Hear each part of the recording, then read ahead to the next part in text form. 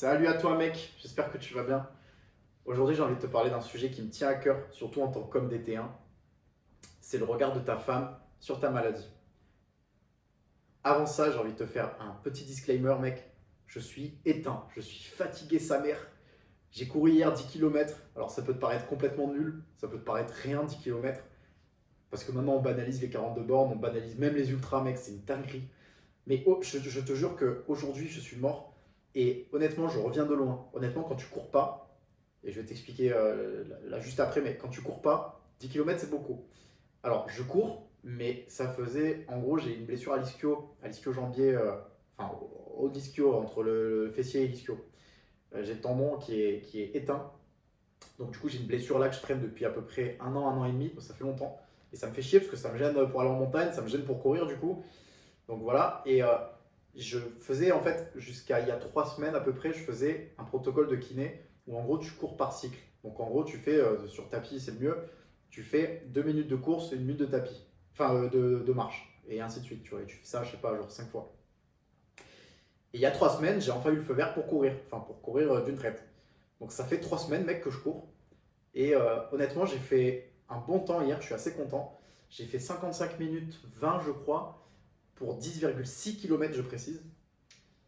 Donc je suis assez content pour justement un mec qui court pas. Je pense qu'à peu près sur les. Alors je me rappelle que j'avais le Strava qui était activé et je crois qu'à la 5.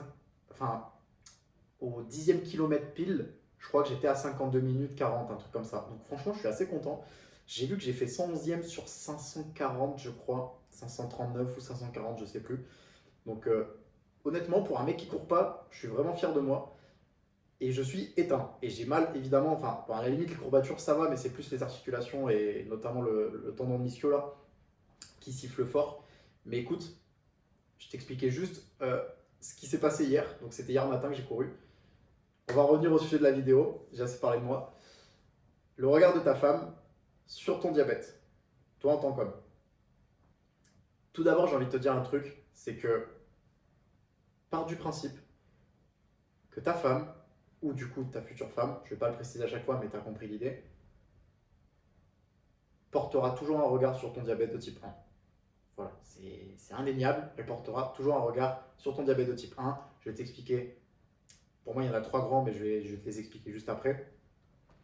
Elle portera toujours un regard. Voilà, faut pas que tu te prennes la tête. Faut pas que tu te dises putain, elle porte un regard sur mon diabète de type 1. Non, non, mec. Elle porte un regard et elle portera toujours un regard sur ton diabète de type 1. Que tu le veuilles ou non. Et c'est normal, c'est humain.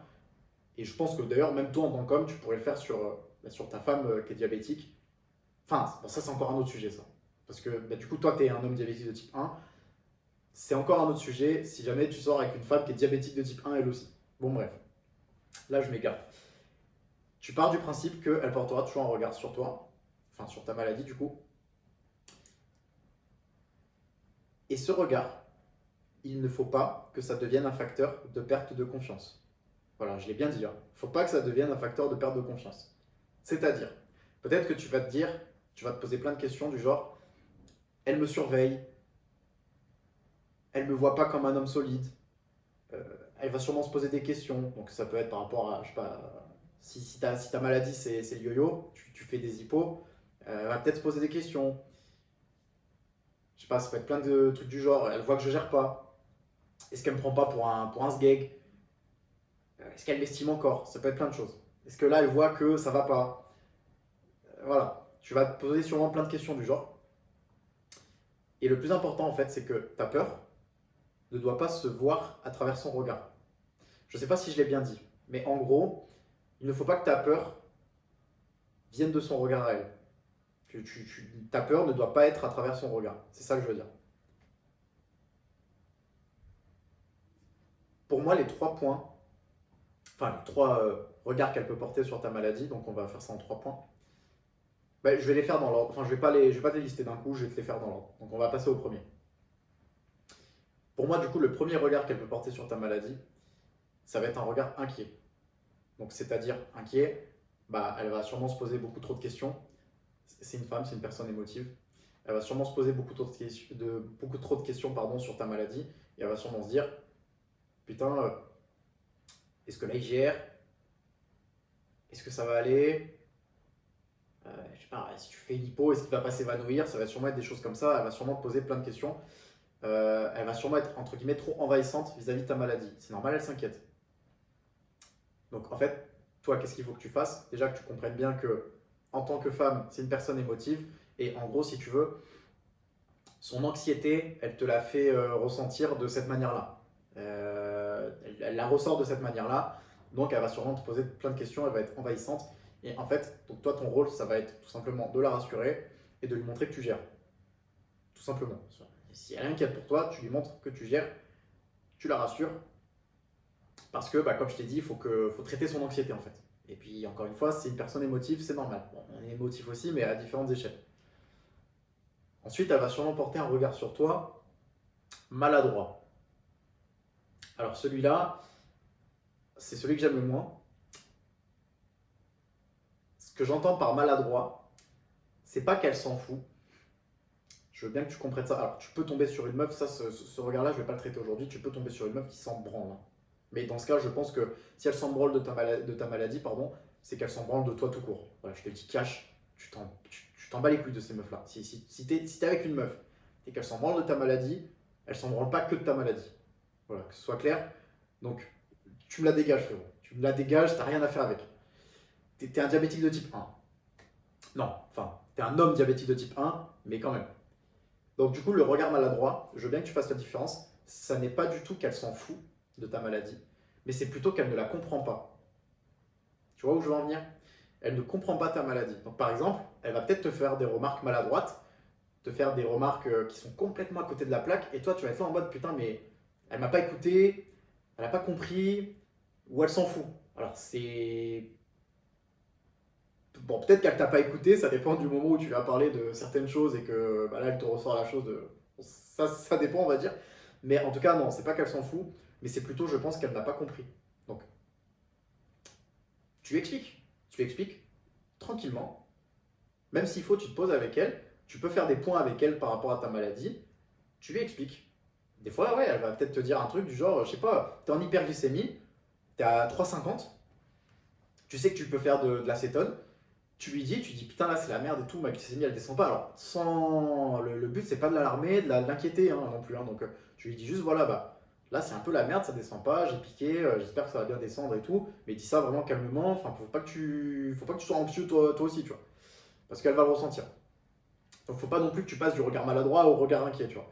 Mais l'idée c'est que du coup si tu lui dis ça et qu'elle te répond un truc du genre bah pique-toi, alors que ça se trouve tu t'es déjà piqué en plus. Te dis pas forcément qu'elle s'en fout. Dis-toi plutôt qu'elle n'a sûrement pas compris l'envergure de l'hyperglycémie. Tu vois. Donc en fait, tu te poses avec elle et tu lui expliques calmement et simplement, et surtout logiquement, ce qu'elle pourrait ne pas comprendre et ce pourquoi tu as vraiment l'impression qu'elle est à côté de la plaque. Mais en tout cas, voilà, le regard maladroit, dis-toi bien qu'elle ne s'en fout pas, mais plutôt qu'elle n'a pas compris. C'est tout. Donc elle va sûrement voilà, te poser des questions un peu bizarres ou des fois tu vas avoir l'impression qu'elle ignore un peu ta maladie, c'est sûrement qu'elle ne sait pas comment faire. Donc en fait, tu as juste à lui apprendre à faire. Tu lui expliques et tu lui apprends comment faire.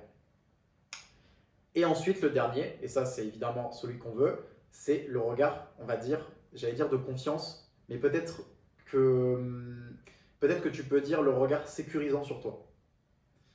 Si elle a un regard sécurisant sur toi, ou slash de confiance, c'est gagné, mec. C'est gagné. Alors, ça ne veut pas dire que c'est gagné à vie. Il va falloir l'entretenir et ça se mérite. Mais c'est gagné. Ce que j'entends par un regard pardon, sécurisant, ça va être elle sait que tu gères. Elle sait que tu gères. Elle va te poser les bonnes questions. Elle va vouloir t'aider, avancer avec ta maladie. Elle ne va pas être en mode inquiète, anxieuse, ce que tu veux, angoissée. Non, non, elle va vouloir avancer avec ta maladie. Elle va te poser les bonnes questions. Elle va vouloir avancer avec toi, comme je t'ai dit, elle va vouloir t'aider, je me répète, mais en gros, elle va vraiment considérer ta maladie intelligemment, entre guillemets, et du coup, pas de manière angoissée. Voilà. Bon, je me répète, mais tu as compris l'idée. Donc en gros, bah, par exemple, elle va te poser une question, je ne sais pas si tu es en hypoglycémie, elle va te dire, bah tiens, j'ai du sucre sur moi, prends-le, j'avais prévu au cas où. Un truc tout con. Alors que toi-même, tu as déjà du sucre, j'espère que tu as du sucre. Mais des trucs comme ça, tu vois. Ou alors, je sais pas, elle te pose une question sur ton hémoglobine, tu vois. T'as eu combien d'HbA1c du coup? Des trucs comme ça. Elle sait de quoi elle parle, tu vois. Ce regard-là, il se mérite. Tu l'auras pas comme ça. Même si la manière de l'avoir, elle est assez, enfin, elle est facile à dire, mais ça se mérite. Tu l'auras pas comme ça. Pour l'avoir, c'est tout con. Tu lui montres, c'est ta femme, tu lui montres que tu peux et que tu sais gérer ta maladie comme tu gérerais, j'allais dire ton gosse, votre propre gosse. Voilà. Donc en gros, tu gères. En gros, tu gères ta maladie et tu lui montres, elle le voit. Donc comment? Bah, tu fais une hypoglycémie, tu as du sucre sur toi, bam, tu te resucres, tu lui dis attends 5 minutes, enfin j'attends 5 minutes que ça remonte, bam, c'est remonté, ça repart. L'hypo, elle était anecdotique, hein. Le soir même, elle l'aura oublié cette hypo, hein.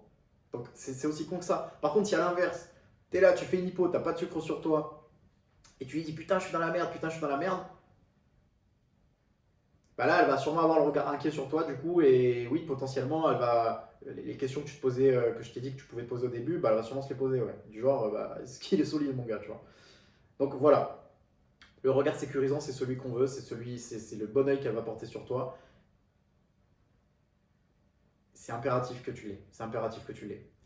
Elle peut avoir un regard maladroit des fois aussi, hein. Attention, elle peut même réunir les trois, hein. Elle peut être quand même assez inquiète, hein. Si tu fais une énorme hypo, ça peut arriver, même à un homme diabétique de type 1 qui gère sa maladie, ça peut arriver une énorme hypo, surtout selon ce que tu fais. Si tu fais un sport qui en demande beaucoup, ou je sais pas, même qu'en ce moment tu es en train de faire une résistance à l'insuline, que tu mets des grosses doses, ça peut arriver à n'importe qui, et c'est normal qu'elle s'inquiète, c'est normal qu'elle peut. Enfin, il faut juste que tu te dises que c'est normal qu'elle s'inquiète et qu'elle puisse porter un regard maladroit sur toi, sur ta maladie surtout.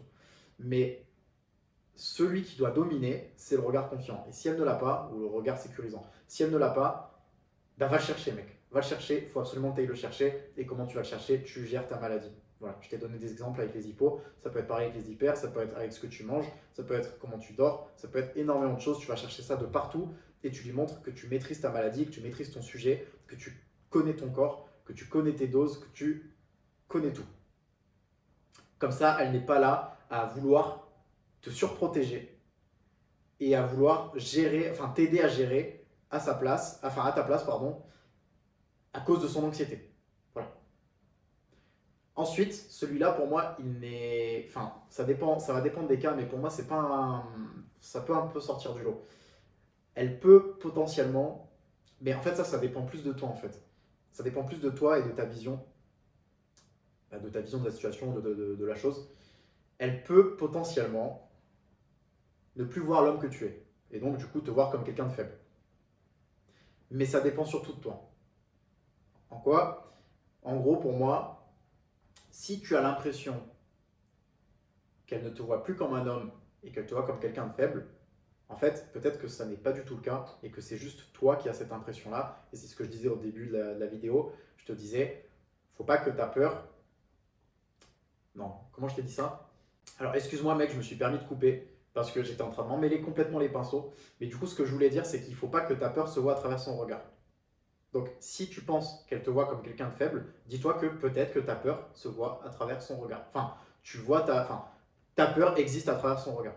Tu vois, ta peur, elle est là parce que tu penses qu'elle te regarde comme ça. Tu vois ce que je veux dire?